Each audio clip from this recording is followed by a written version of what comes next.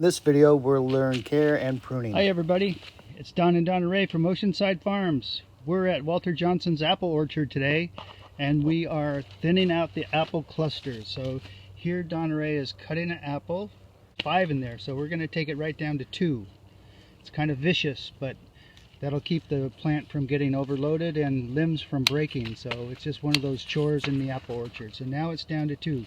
They look a little further apart, they can get much bigger, and it'll just be a much healthier apple. So we're looking through here, we're taking the small ones, taking the low ones on the cluster. So this is a black currant kind of spread out on the ground here. That's what they do. So let's just take a branch off.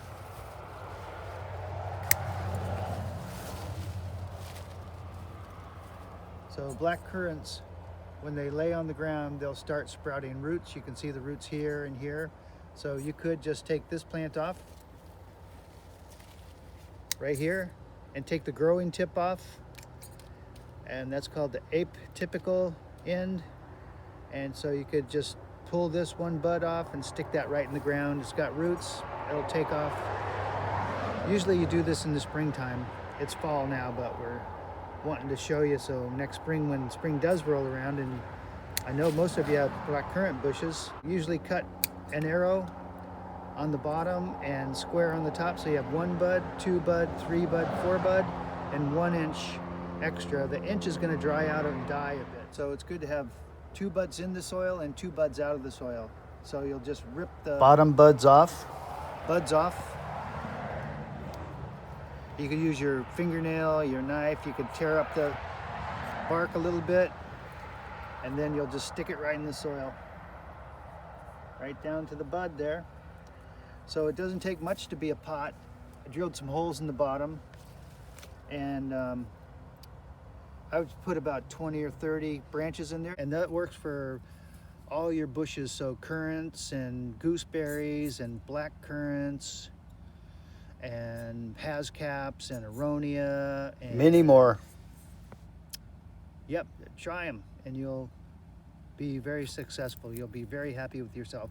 Throw lots of them in there, because I think I probably put 100 hascaps in this year and 10 grew. So that's 10 more than I had last year. The berry branch gets close to the ground, you can just throw some soil on it, and that's called layering, and it'll just put some roots out in no time flat, and you'll have you can cut it off from the main plant, stick it in the ground, you'll have a new plant. These are those hascap bushes that I told you I stuck last year, and there's a couple down here. I stuck these grape plants. You can see the old chunk of the grape wood, and then there's new plants on there.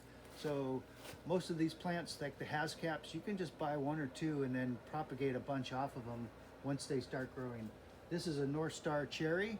When I was pruning my cherry trees, I stuck some sticks in the ground and 1 grew. Another one that we stuck last year, this is the old growth.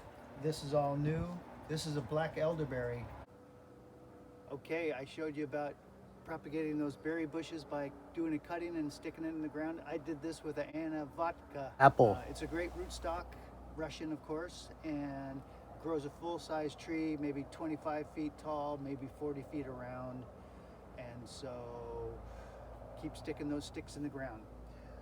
The voles and mice like to eat your apple trees, so make sure you put a shroud around them. Some people use galvanized steel.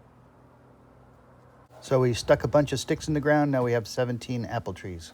Keep the mice and voles off your apple trees.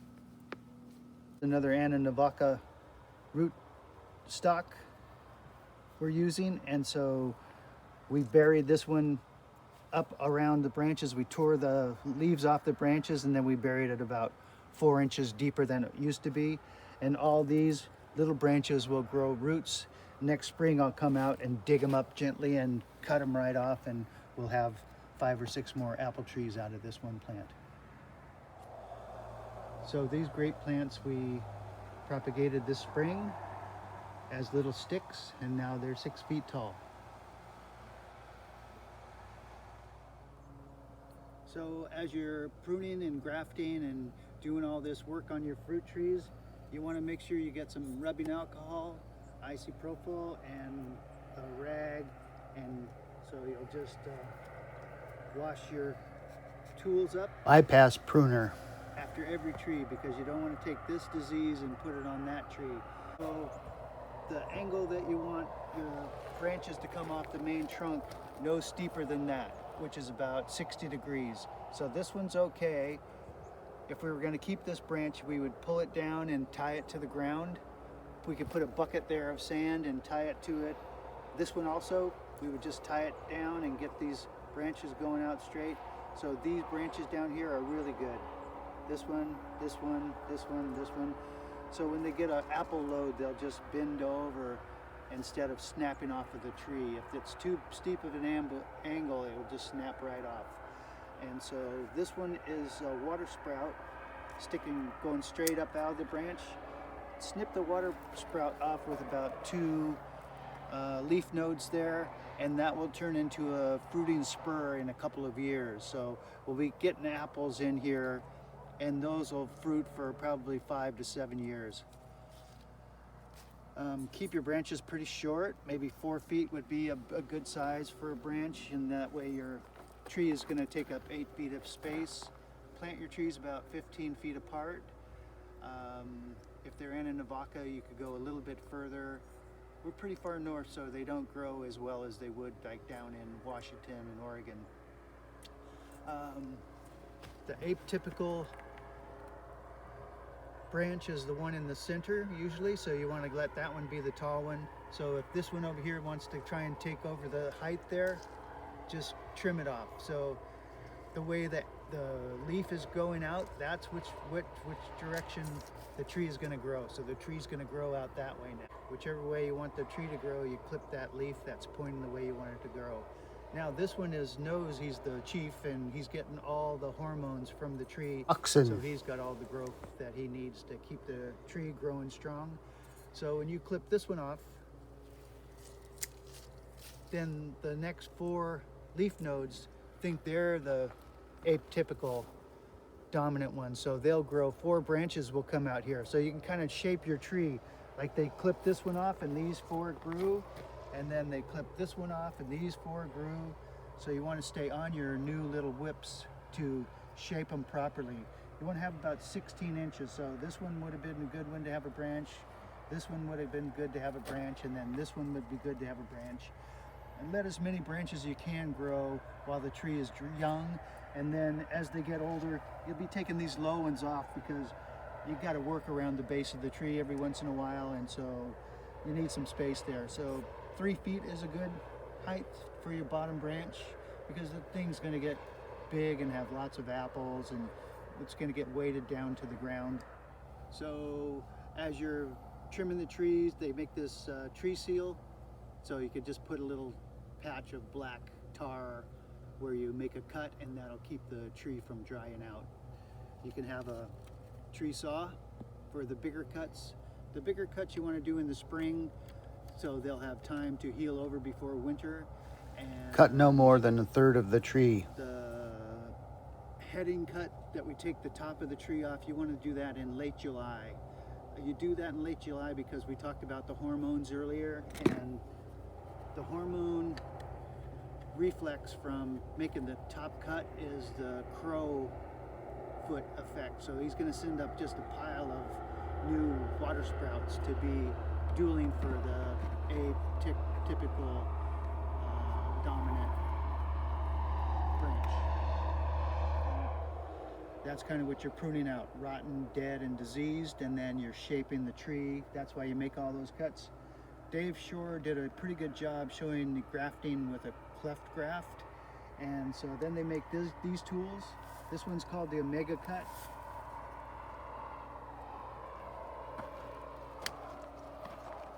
So it makes a cut kind of like this. Tongue and groove. See that okay, Don Ray? And then that cut fits right onto this cut. Naturally, you wouldn't be gluing the same piece back on again, but that's kind of how that works. And then you just tape it up and hope for the best that it stays on there and grows. The trick is the 2 barks have to line up. It doesn't have to line up on both sides of the tree, but it has to line up on one side.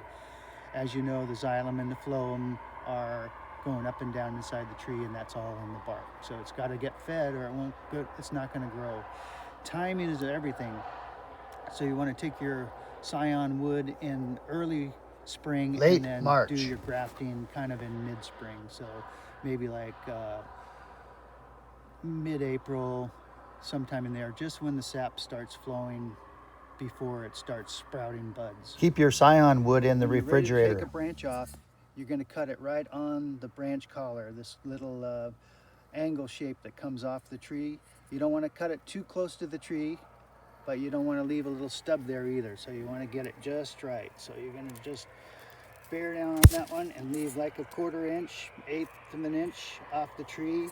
And then you'll grab your tree seal and paint this over black, and that will keep the tree from drying out.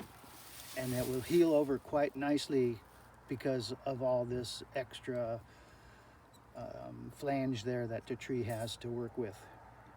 If you left an inch on there, it would just dry out and die, and that would be a great place for more rot to take hold. So I'll take this scion wood and compare it in size, To the rootstock. and that's about as good as I can get. And I try to get at least 2 buds.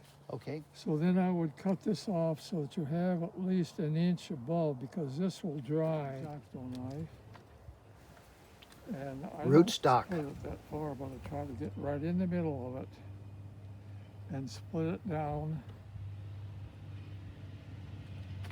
about a 1/2 inch. okay. And then take one that, this was the one that matched up with this, and make the V. Scion wood. And a good sharp knife. I have a pretty sharp V there. So you keep working at it to get that V shape. And then of course you just stick it in there. But I find that it's best to take your knife and open this up. That's the layers together. Then I'll take the knife out and really push this in as far as you can. And then I'll So take my can you see that, Donna Ray? Is that a close-up? And so then this side is not exactly lined up, but this side is lined up with the outside bark.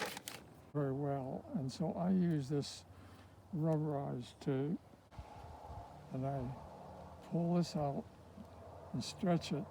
It stretches easier and warmer. Behind it, maybe a 1/2 inch. And hold this down and come over with this.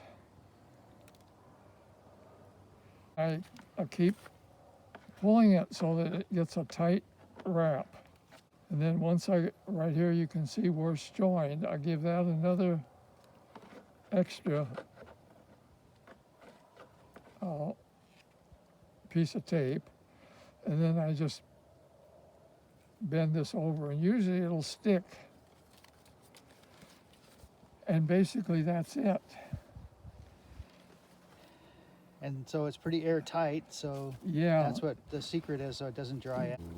tagging it. I wished when I first started I would have had the metal tags and done everything Okay. in metal. That's good. But I've done it with this tape, and it only lasts about 2 years. V-cut on a brace to hold up heavy apple branches.